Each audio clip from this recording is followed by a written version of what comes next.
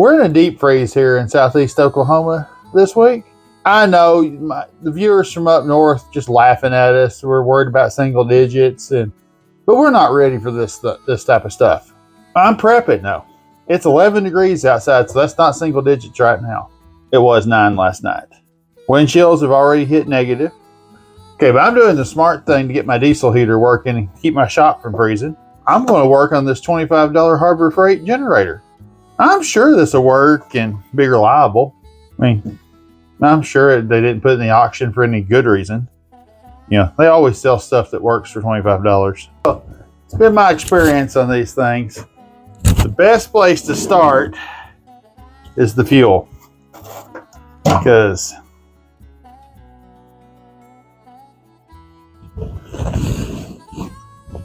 okay, that does not smell like gasoline at all.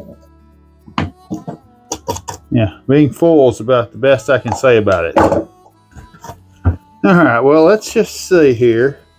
Let me get the screen out here so I can get to the bottom of this tank. Oh, that's not good. There's definitely gunk in it. I think you can see that maybe. Yeah. Definitely trash in the bottom of that. And big tail. That's not the color of healthy gasoline. That's not what healthy gasoline looks like. I think should we go pour the gas out? Let's do that. Because it stinks. I do know this isn't locked up and it turns real easy because I pulled it at the auction. But now that I saw what's in there, I'm not doing that again. Because I don't want to pull any more into that carburetor. I figure we're going to need to clean the carburetor. So, you go pour this out. Alright, well after seeing the inside of this tank, I suspect they didn't listen to this spot where it says empty gas tank before storage. And they stored it with ethanol fuel in it. And it drew water over a few years. But I think I know what's probably wrong with this. It's full of water.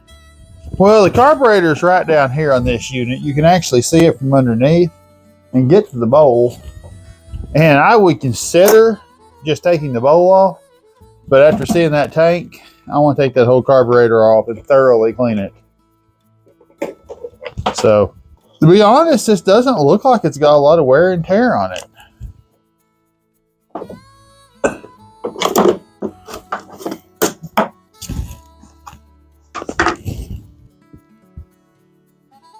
Judging by that air filter, it's never been used. This may be a pretty good buy. These weren't the most expensive generators back in the day about 8 years ago. They were worth maybe 80 bucks. But anybody that's priced a generator anymore, even the cheap ones aren't 80 bucks now. Now, this one's never been used. Get these off. Oh, got the dropsies. I'm cursed with that again. This should just come off. There's another piece right there. Set our parts over here so we don't lose them. Work it off. Over here with a circuit breaker. A little tight. Been on here a while. There we go. And that can just kind of get out of our way. Because this is what we're going after right here. See, it's loose, but there is not enough play to get that linkage out. Make sure your fuel is turned off. Let's go ahead and we'll get this up out of the way. Where it's even getting cold in here and I got the heat on. And this type of hose is good and stiff. Of course, ethanol fuel. But it seems functional. So now we gotta get in here and there's these extra bolts on the carburetor. Got this little mounting flange back here. And what we gotta do is we gotta get it busted loose. We will get them out. like I say, it's this linkage right here. There's just, you don't have enough flex in your carburetor to get it out without taking this little section off. You'll see what this does for you here in a second. They would just put these about 1/2 inch higher on the block. It would have been convenient. It wouldn't be being stubborn. I'm going to use a proper hammer. I still managed to use the ratchet to take the bolt out. We're going to call that an unconventional method. Now then, can I get on here enough? Yes. Close enough. Probably should have had a wobble joint for that. Okay, now when that comes off, we try to preserve all these gaskets.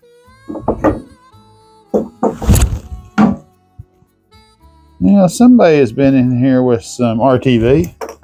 That is not the best thing I've ever seen. I'm not feeling as good about this. Let's hope somebody in China did this RTV job.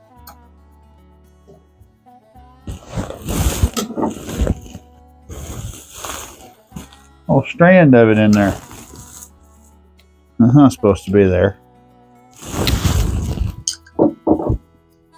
See, and there's our reed valve assembly right there. Alright.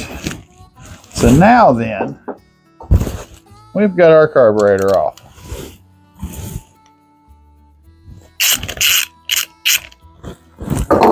Let's see if she's crusty inside.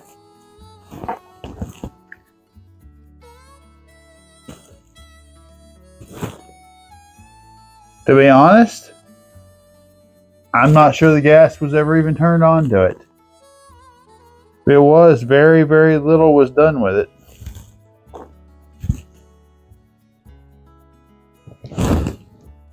Needle's not working. Okay, needle's clogged. Okay.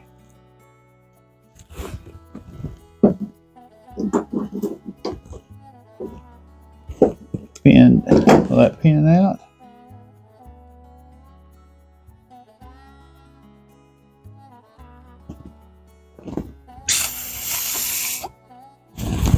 I expected worse, but we can blow this out with some carburetor spray, and I think it may actually be okay. Well, I discovered that carb spray doesn't spray too well at 11 degrees. But on the plus side, brake clean does work. And it's a whole new level of cold on your hands too, by the way. And also, I found 2 cuts I didn't know I had in my left hand. Really wish I hadn't been holding the carburetor with my left hand. It's a little spicy right now. All right, well, let's see here. Let's see if we can put this little jewel back together. I can take it apart with eyeglasses, but I can't put it back together.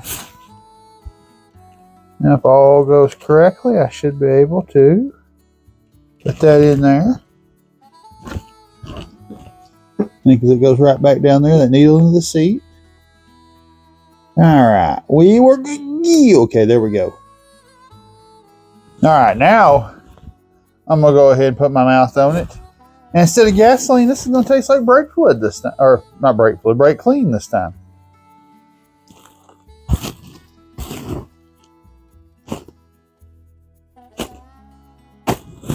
Yes, the float works. And brake clean doesn't taste very good. So if that was sitting up in there like that, that would make sense for the drain screw to be right there. Then if I turn the carburetor around correctly, now it would make sense for the drain screw to be right there. Okay. At least I stopped myself. Okay. Let's get nice and snug. I think this gasket's okay. And let's put the reed valves up right side up. Well, as stiff as this gas line is, I'm going to go ahead and get it on here, because that way later on when it wants to flex, because I think that gas line's okay for now. I mean, it's completely hardened from ethanol, don't get me wrong. I'm willing to run it if it doesn't leak. Because, you know, these engines, they do need what they need. And if that's not leaking, it doesn't need it. They need it tomorrow, but it doesn't need it today. They could have done this one bolt just a little better. But this seems to be working. That could have been better designed. Alright, I take my little stubby because I don't want to over tighten this aluminum block. Alright, that is good and tight. Now then, I want to try to get this little spring on the carburetor all hooked into its hole. There we go. This keeps it from being shaky. Alright, well that looks good. Okay. Gotta make a checklist of these things. Do your gas clamp. Makes less messes and fires. Alright. Now we just have to undo these little plugs because they were easy coming off. They ought to be great going back on. That went on so well it fell right back off.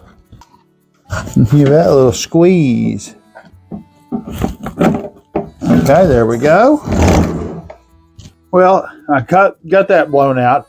I didn't film that. It's actually went below 12 now. It's single digits again. I'm going to film starting it. You guys ought to be happy about that. I'm not going to enjoy it. Okay. Now, leave this out of the way because if you leave, that goes in there, and if you try to pour gas in there, you're going to make an absolute mess.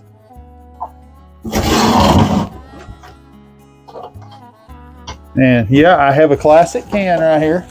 I actually go through enough of this though water doesn't build up. Plus, I buy non-ethanol fuel for my 2-cycle. And you see how mine's actually nice and blue and not muddy? And my can's covered in dirt. I'm trying to make sure it doesn't go in the tank, even though I'm not sure that would make the tank that much dirtier. Okay, that should be plenty to get this started.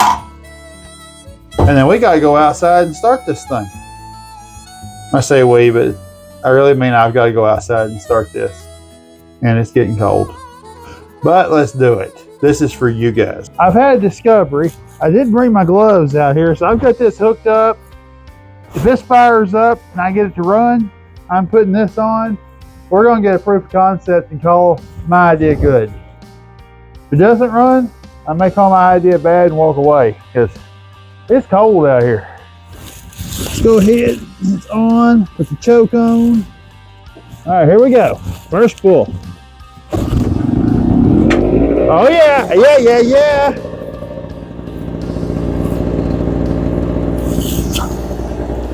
Beautiful.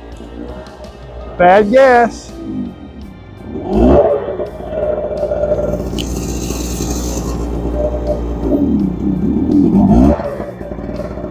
Maybe jumping the gun. We have success. The generator, and I got heat. Like this.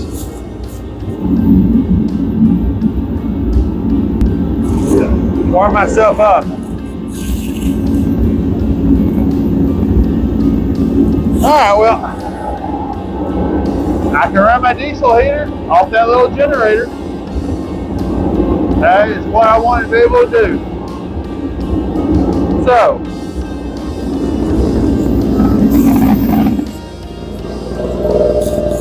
alright. And I'm just going to let this run for a while. It'll be good for it. Well, I came back in and left that thing running out there. It'll be good to run through a tank of clean gas. But let me explain to you why I'm rushing out the outside today. Alexa, what's the temperature? Right now, it's 12 degrees Fahrenheit. Tonight, expect a low of 12 degrees.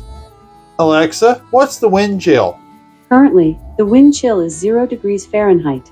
Tonight, expect it'll feel like 4 degrees. And I'm from Southeast Oklahoma, not North Dakota.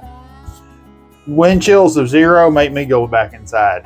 And like I said, I didn't have my gloves on.